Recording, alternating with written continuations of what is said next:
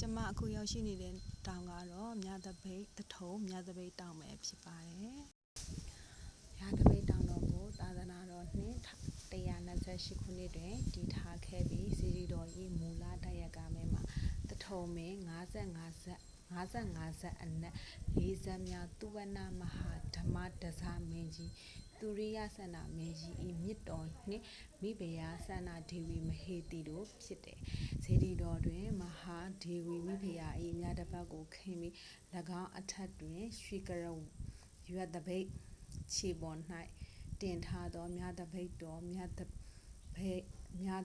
ပိတ်တော်ထဲတွင်မြစ်စီမဒေသမှအရှင်မဟိန္ဒအရှင်သောနာနှင့်ယဟန္တာမထေမြတ်များကြီးမှုပင်းဆောင်လာသောဂေါတမဗုဒ္ဓ၏စံတော်မြတ်နှစ်စုကိုလည်းထည့်ထားသည့်ယတနာကျုပ်ကိုဌာပနာထားရှိပါတယ်။မြသပိတ်စီရီတော်ရဲ့မူလဒါယကသူဝနမဟာဓမ္မတဇကမင်းကြီးရဲ့သူ၏မိဖုရားတော်စန္ဒဒေဝီမဟေတိမိဖုရားကြီးပဲဖြစ်တော့အိတ်သားဆရာဘိုးဘိုးကြီးပဲဖြစ်ပါတယ်။ဒါကတော့တောင်ပိုင်း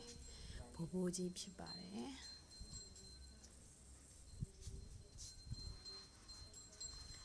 ဒါကတော့ဝိဇ္ဇာလေးပါဖြစ်ပါတယ်ရှင်။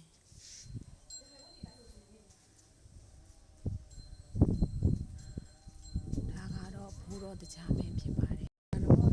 တောင်ရဲ့အရှိဘက်ကနေမြင်ရတဲ့မြင်ကွင်းလေးပဲဖြစ်ပါတယ်ရှင်။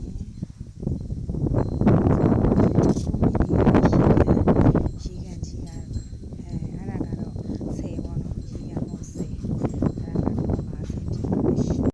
။ဒါကတော့မင်္ဂလာအောင်မောင်းကြီးပဲဖြစ်ခုမြင်ရတာကတော့ဖန်ဘက်ပေါ့နော်ဖန်ကတောင်ရိုးမြူမုံလေးကြားမှာမြင်ရပါတယ်မြူဆိုပေမဲ့တိတ်မတွဲခွဲသေးဘူးပေါ့နော်မြူလေးတွေနည်းနည်းရှိနေတယ်ဖန်ဘက်ကိုတိတ်မမြင်ရပါဘူးအခုအနီးမှာမြင်နေရတာကတော့ဒါတောင်ဖြစ်ပါတယ်